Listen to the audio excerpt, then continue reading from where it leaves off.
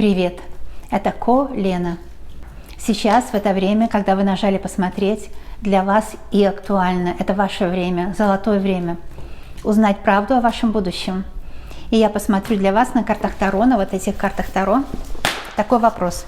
Что от вас скрыто и что станет явным? Что вам нужно узнать прямо сейчас? Эти карты, они очень близки к Rider-Waite. И здесь есть у нас старшие арканы и младшие арканы. Старшие арканы покажут вам, кто вы сейчас, в данный момент, когда вы смотрите по мнению высших сил. Вот здесь на этих картах. А также, если вас интересует еще какой-то человек, можно его тоже посмотреть. То есть я буду смотреть вас и еще того человека, которого вы загадаете. Какую энергетику вы сейчас проходите, какой старший аркан проходите, какой аркан вам помогает и кто вы по мнению высших сил. Это я сделаю на картах старших арканов. А потом мы с вами посмотрим на младших арканах, о чем вам нужно знать прямо сейчас и что от вас скрыто. Может сильно трещать камин, я прошу прощения, так работает он. То есть такая тяга образуется и такой треск. А я начинаю. Можно загадать вот сейчас свой вопрос. Что вас сейчас волнует? Может быть, вы сейчас стоите перед какими-то жизненно важными вопросами, которые вы хотите решить. И высшие силы это знают. Не зря вас привели высшие силы на этот расклад. Когда я выйму карту, это будет именно для вас. Потому что карты обычно они отвечают индивидуально на вопрос, хоть и карта универсальная. Вы поняли, да? Здесь не важно, сколько номеров. Не важно, потому что символы те же. Итак, это для вас, вот это для вас. А для другого человека, которого вы загадали, я следующую карту возьму. Это колесо фортуны. Вот это колесо фортуны. Это означает, что тот вопрос, который вы сейчас задали высшим силам, он разрешится обязательно. И то время, в котором вы сейчас себя нашли, это самое священное, драгоценное время. Время вашей жизни, которое приведет вас к успеху. Здесь любой вопрос подойдет, который вы загадали. Я знаю, что многие девочки, кто меня смотрит, волнуются о том, что не получается что-то в семейной, финансовой сфере. То есть, может, не хватает денег, может, проблемы с жильем. Очень у многих. Сейчас такая острая тема по всему миру. Потому что 7 миллиардов людей, и, конечно, очень сложно нам всем устроиться хорошо, чтобы было удобно, чтобы на все хватало, чтобы была достойная, такая спокойная, сытая жизнь. У многих такого нет. Поэтому многие сейчас, в данный момент, когда вы смотрите, вы, может, стоите перед выбором. Как вам дальше быть? Может, вам съехать от родителей? Может быть, ваши дети должны съехать? Может быть, вы живете в квартире вместе с женатым сыном или замужней дочерью, с их даже детьми. Это очень сложно, очень сложная ситуация. И я знаю, что такая ситуация может быть где-то в сибирской глубинке или в Штатах, где угодно такая ситуация может возникнуть. Колесо фортуны говорит, что сейчас именно фортуна поворачивается к вам удачной стороной, что ваш вопрос начинает решаться, и вы находите выход из того положения, в котором вы себя нашли. То есть сейчас как-то вот так будут выстраиваться события, что вам повезет, потому что колесо фортуны – это карта удачи просто, да. Вам действительно повезет, вы добьетесь результатов, может быть, в какой-то сфере, в которой вы сейчас, особенно о которой вы волнуетесь, о чем вы переживаете. И произойдет сдвиг в том направлении, в котором вы движетесь, то есть в лучшую сторону. Может быть, некоторые из вас нашли себя сейчас в таком положении, когда вы и тот человек, которого вы любите, вы не можете договориться с друг другом, или он пропал, или он ведет себя странно, или он не соответствует вам. Колесо фортуны говорит, будет примирение, вы будете соответствовать друг другу. А также колесо фортуны рассказывает о том, кто вы по мнению высших сил. Вы человек, который уже настрадался, и теперь будет происходить то, что вы выйдете из своих трудностей. Это будут перемены. Знаете, как колесо фортуны вертится и меняется, так и вы были в проблемах, были в каких-то неприятностях, но сейчас время перемен. И перемены обязательно в лучшую сторону. Вам нужно приготовиться к этому и не пропустить, вот, знаете, ту точку золотого сечения, когда вы входите в такой портал удачи и вместе с порталом удачи двигаетесь по жизни. Это и означает колесо фортуны часто. Сейчас вы проходите аркан колесо фортуны, а это удачливый человек.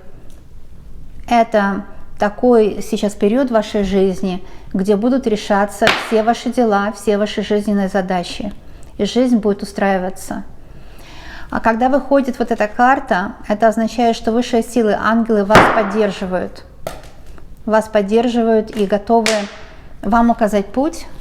А как вы будете ощущать? Интуитивно. Что где сказать, что... Так громко, извините.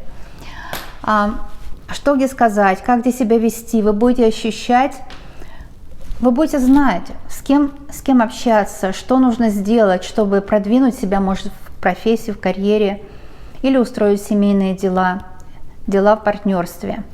Вот вы, по мнению высших сил, сейчас проходите удачный период вашей жизни, колесо фортуны об удачном периоде вашей жизни. А сейчас я возьму карту, которая ответит на вопрос ваш, потому что вы загадали своего человека. Это может быть партнер, ваш сын, дочь, может быть родственники, могут быть друзья, могут быть коллеги, кто угодно. Вы спросите, что угодно об этом человеке. Высшая сила вам сейчас скажет всю правду об этом человеке, что и кто он или она, что ими движет, как с ними взаимодействовать, какой аркан они сейчас проходят. Можно поставить на паузу и загадать. Это опять колесо фортуны. При вас я карты мешала и брала. И 22 старших аркана. И в любом случае вышла та же самая карта. Это очень знаменательный, очень верный, правдивый и расклад, который вам здорово может помочь. Потому что тот человек, о котором вы спросили, он вам не враг, он вам друг, он вас любит, он хочет вам помочь или сделать вас счастливой. Человек к вам очень благосклонен, и его как магнитом к вам притягивает. Он тоже проходит сейчас по жизни тот же самый аркан, который вы проходите. А это значит, у вас есть очень много общего. Кого бы вы ни загадали, вы где-то соприкасаетесь друг с другом, где-то вы похожи на друг друга. У вас есть так много общего, что вам вместе будет очень хорошо в дальнейшем. Это большое счастье. Он думает так, он чувствует так, или это она. Большое счастье, что с вами этот человек, они имеют дело. Для них это большое счастье. И я даже вот скажу, что по этой карте это человек, которого вы загадали, каждый день благодарит Бога, что судьба свела с вами. Это очень хорошо. Это значит, что вам по пути, у вас общие интересы, у вас могут быть общие планы, вы можете быть очень счастливы вместе. Такой расклад, да? Мощно, как всегда, карты гадают. А теперь я буду брать младшие арканы, и мы посмотрим, что сейчас от вас скрыто. Что высшие силы хотят вам сказать, и что сейчас, именно в тот момент, когда вы смотрите, от вас скрыто. Смотрим. Это двойка меча. И знаете, на двойке меча сидит фигура, которая может вас касаться напрямую, потому что вам карта вышла. Эта фигура в смятении. Это может быть вы сейчас в смятении, потому что на глазах какая-то пелена, какой-то туман. Здесь в виде повязки на карте, да? То есть закрыты глаза и не видно, куда идешь. Но внутренние глаза, которые человеку помогают увидеть дорогу жизненную. Эти внутренние глаза у вас закрыты, и вы не чувствуете, куда вы идете. Вы как бы в тумане, как бы ночью, как бы непонятно.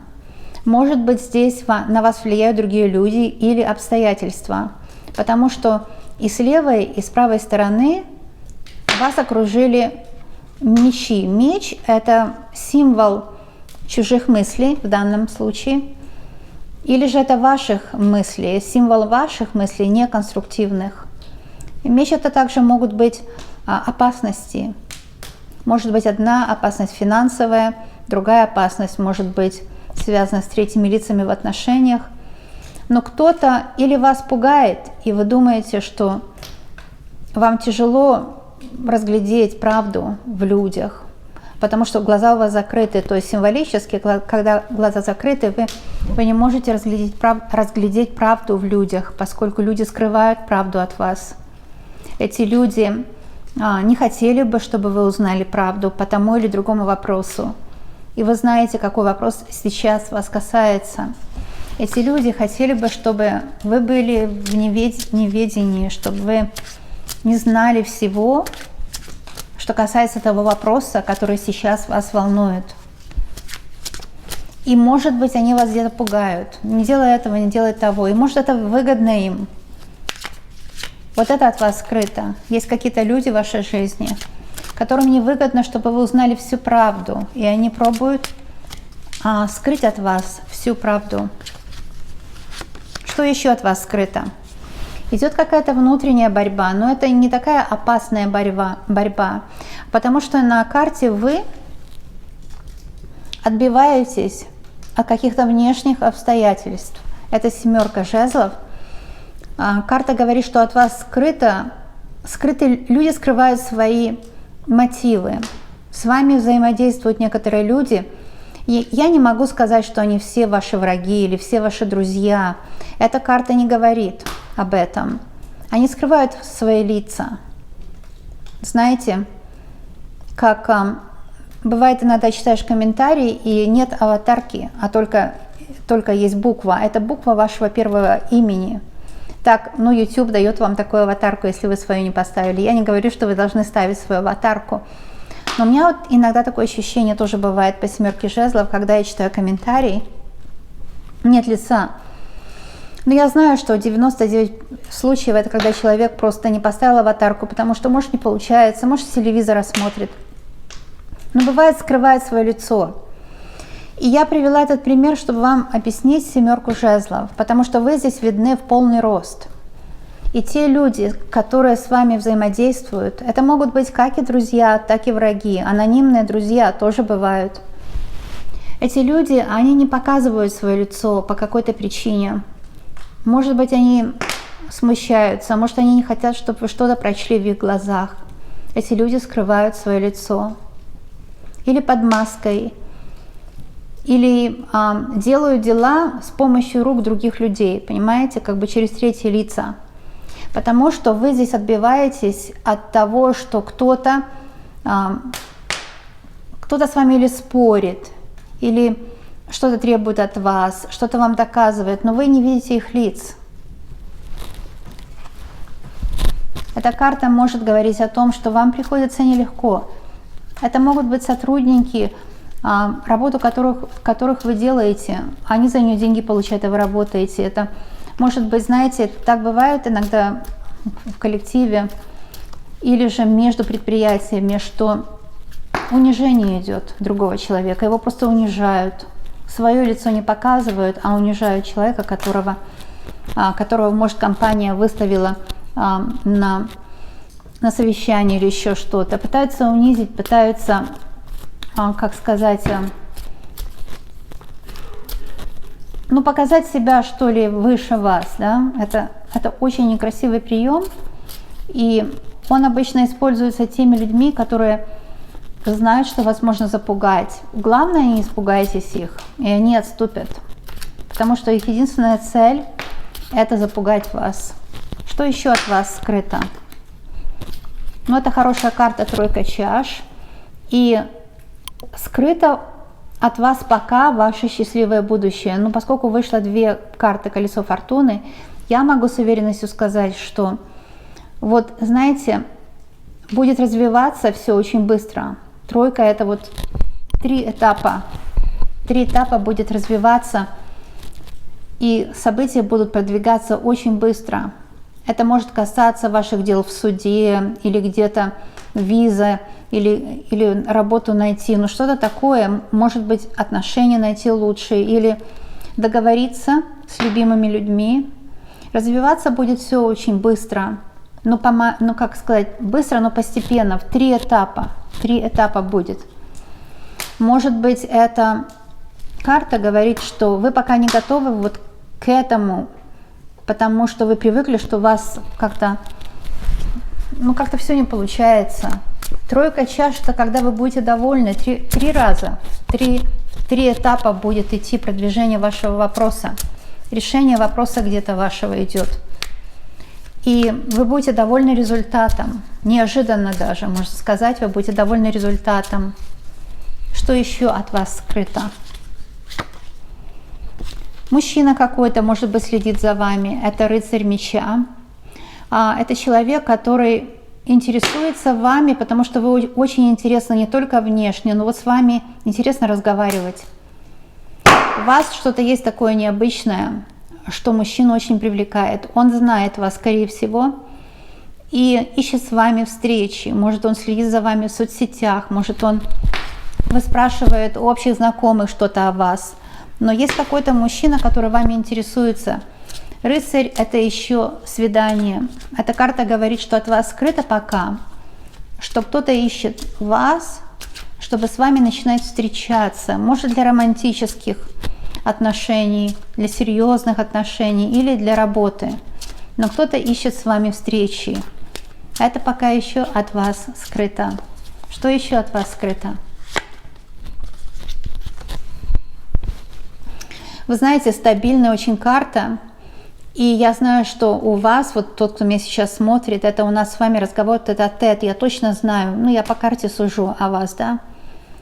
Она передает эту гамму 1000 людей, каждый индивидуально, но эта карта говорит, что вы давно ищете стабильности, вы давно ищете стабильную работу, стабильных отношений. Вам надоело, что вас люди предают, и у вас не получается какой-то проект. Сейчас 4 жезлов говорит, что настает, потому что я все эти карты, которые выходят из младших арканов, я их сопоставляю с 1 картой, колесо фортуны, со старшим арканом, потому что старший аркан имеет большой вес. И 4 жезлов вместе с колесом фортуны означает, что стабильное время приходит, вам можно расслабиться. Тоже вот эта карта говорит о красивой фигуре, о сильном иммунитете, о том, что заканчивается какой-то кризис, заканчиваются проблемы ваши. И у вас выстраиваются прекрасные отношения, нормальная, такая очень стабильная жизнь. Знаете, что такое 4 жезлов? Это как стул или стол, 4 ножки. Вот очень стабильно, он не упадет. Так и ваша жизнь никогда не упадет. Вы будете в очень стабильном положении находиться. И еще, о чем вам нужно знать прямо сейчас. Вот эта карта говорит, что будут новые деньги, новые проекты, новые интересные предложения насчет работы. Это очень хорошая карта денег, это новый доход, новый источник дохода. Или у вас, или у того человека, которого вы загадали, вашего любимого человека. Эта карта говорит, это начало финансовой благополучности, благополучия финансового. Это начало финансовой независимости и начало финансовой свободы, когда вы не должны считать каждую копейку, когда вам на все хватает и вы не боитесь завтрашнего дня, потому что туз пентаклей — это, конечно, новый доход. Или у вас, или у мужчины, с которым вы живете или будете жить. А также туз пентаклей — это какая-то помощь. Вот пентакли сейчас это помощники, просто монета — это помощница по-гречески. Вот ценности какие-то у вас поменяются, у вас будут новые ценности в жизни. И, может быть, те ценности, которые у вас поменяются, и у ваших близких людей поменяются, и отношения у вас улучшатся. А также это какие-то помощники, это люди, это какие-то покровители, которые вам помогут, окажут вам какую-то нужную услугу. Может, вы кого-то просили о помощи, и теперь эти люди пойдут вам навстречу. Есть ли какой-то совет еще у карт, я спрошу? Есть ли для вас какой-то совет? 2 карты вышло, хоть я и одну хотела взять. Обе карты очень хорошие. 9 жезлов и 4 пентаклей. Смотрите, 9 это полный номер. Последний номер в нумерологии означает полноту. А жезлы спрашивают полноту чего? Полноту энергии, полноту удачи, полноту благословения. Это когда жезл, это когда человек уверенно стоит на ногах. Знаете, говорят, что есть профессии, значит голодный не будешь. Жезлы, когда есть внутренняя сила и есть потенциал. Это весь потенциал и даже реализованный потенциал и в работе, и в семье. А 9 это вот уже лучше нет цифры, потому что 9 это полная цифра, да. То есть полнота потенциала, и ну, это очень хорошо. Это когда дает наконец-то Вселенная вам изобилие, она дает полноту счастья, да. И на этой карте немножко намек еще на то, что вы привыкли сражаться с жизнью. И как-то вы привыкли, что есть сила других людей, которые вас хотят атаковать, хотят на вас напасть, хотят сделать вам больно, плохо.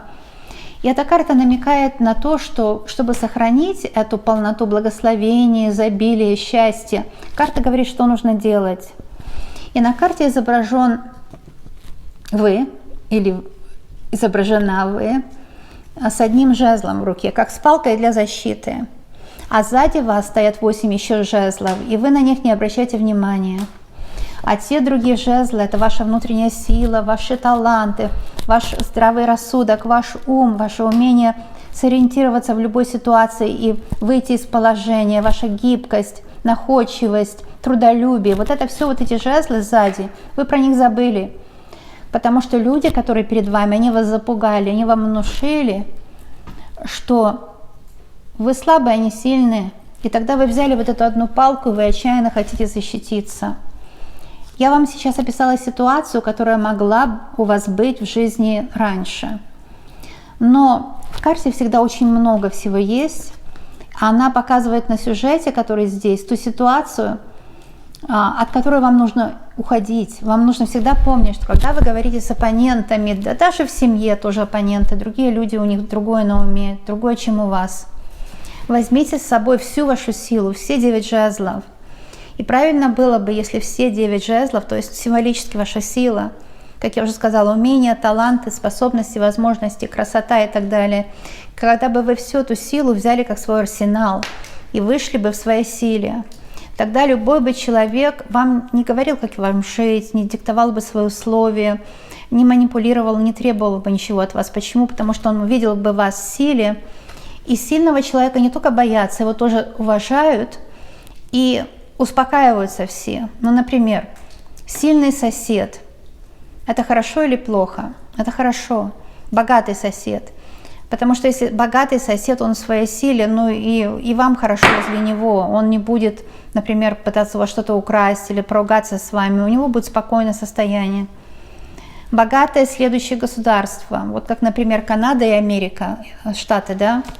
Ну, немножко сейчас с предыдущим президентом там трения получились, но в общем всегда более-менее отношения, даже границы особо не нужны.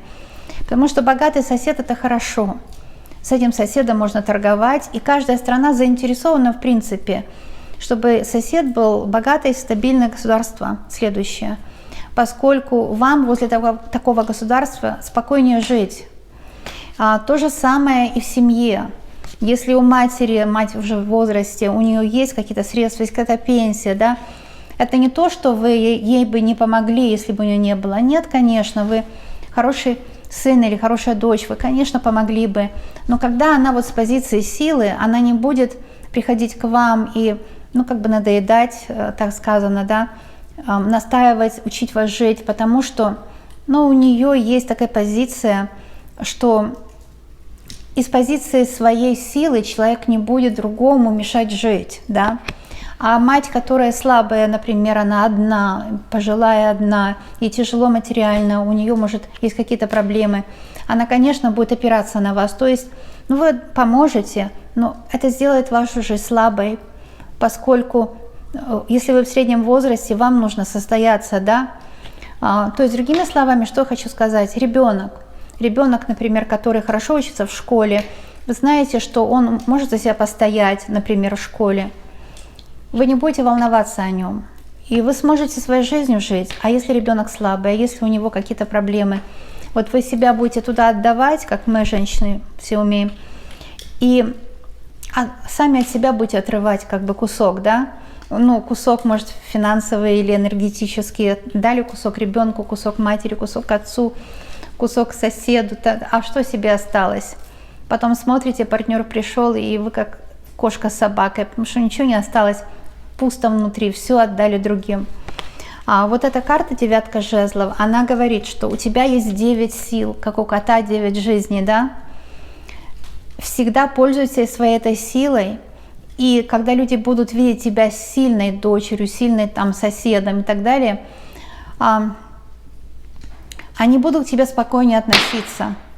Они не будут пробовать тебя сдвинуть с твоего центра, потому что сильного человека не сдвинешь, его начинаешь уважать. Эта карта говорит, что у вас будет много возможностей восстановить все, что вы когда-то потеряли. Может, кто-то из вас материально потерял что-то или физически где-то, да, потерял, может, свою позицию на работе или же свою позицию в отношениях. Девятка жезлов говорит, вы полностью восстановите свои позиции.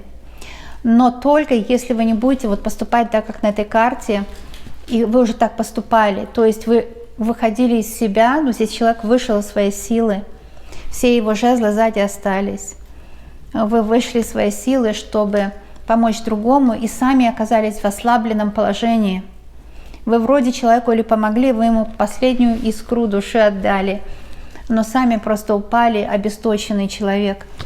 Часто такое может быть у людей, которые так вот себя отдают на работе. Мы все это делаем автоматически, потому что у нас всегда есть чувство какой-то вины, что ли, с детства, да, что мы могли бы сделать лучшую работу и так далее, нас должны похвалить. И это обесточивает. Оставайтесь в своей силе, но вам высшая сила дает 9 жезлов, но еще предупреждают, что когда придут сразу эти 9 жезлов, вам повезет, колесо фортуны перед этим было. Возьмите это все и всегда, где бы вы ни шли, там, работа, улица, магазин, там, не знаю, вечеринка у друзей, в любое место, всегда берите с собой всю свою силу.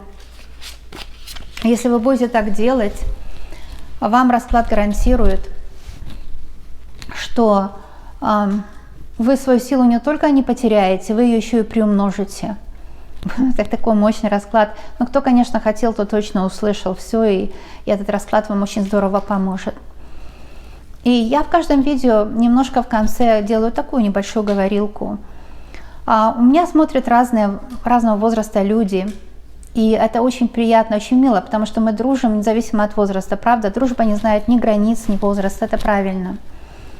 Но иногда я получаю в свой адрес такие разные, не только в свой, но вообще я вижу вот возраст, да. Поэтому я в конце сделала вам небольшую такую добавку, где я просто говорю о том, в принципе, что может нам помочь всегда оставаться молодыми. Посмотрите еще эту добавку, там всего несколько минут. Я вас очень люблю, обожаю, желаю вам счастья. И я знаю, что мы все еще с вами увидимся обязательно. И обязательно мои карты помогут вам найти дорогу к счастью и благополучию.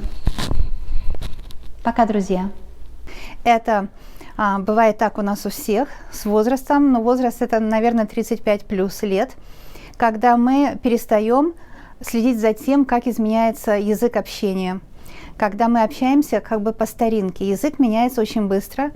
В 21 веке век Водолея, и нам обычно не нравится, как говорят молодые люди. Нам кажется, что они, может быть, много тела используют при разговоре. Но, в общем-то, в этом есть смысл того, куда время движется. Время идет к хуманоидам, то есть вот язык тела, он играет огромную роль. И молодые люди по-другому говорят. Может, у них не такой красивый, красочный русский язык и так далее. То есть у нас есть тенденция их за это критиковать, и таким образом мы от них очень отдаляемся. И тот язык, на котором говорят молодые, и наш язык, он очень разный, поэтому, в общем-то, не стоит их, наверное, упрекать в том, что они нас сбрасывают со счетов, потому что они уже на нашем языке не общаются. Но чтобы к ним подтянуться, нужно, наверное, где-то может перенять эту новую манеру разговора, общения. Меняется язык в любой стране, и он меняется очень быстро, буквально каждый день. Все зависит от того, готовы ли мы принять новое, вот как новую тенденцию. Можно, конечно, об этом говорить, и критический ум для того и человеку и дан, чтобы мы обсуждали, что-то нравится, что-то не нравится. В общем-то, это нормально. Но можно поговорить, это мне нравится, это не нравится, но то, что нужно будет принять, новый язык общения, если вы хотите быть молодой, это вот 1000%. Так что второй принцип, чтобы оставаться молодым и не стареть, это слушать, прислушиваться, быть как сокол, как хок, прислушиваться, как молодые люди общаются, как они тело используют, какие слова, и, в общем, от них перенимать эту манеру. Ну, потому что это просто язык нашего времени. Приведу пример. Вот вы приехали в другую страну, и там на том языке говорят, на который вы не знаете. Та же идея, что с молодыми общаться. Конечно, вы захотите этот язык изучить, тогда люди будут к вам более приветливы, тогда вы себя найдете в новом месте. Когда вы приспособитесь к тому месту, куда вы переехали, а не место к вам, да? И это очень важно нам, взрослым людям, понимать, что вот только тогда, когда мы переймем от молодых, и каждый раз будем это делать, потому что все меняется буквально ежедневно, мы всегда будем моложе даже, чем они, потому что у нас еще есть плюс к их достоинствам еще наши достоинства, то есть это опыт, это мудрость, что ли, понимание жизни, умение радоваться простым вещам, что молодые не умеют и так далее.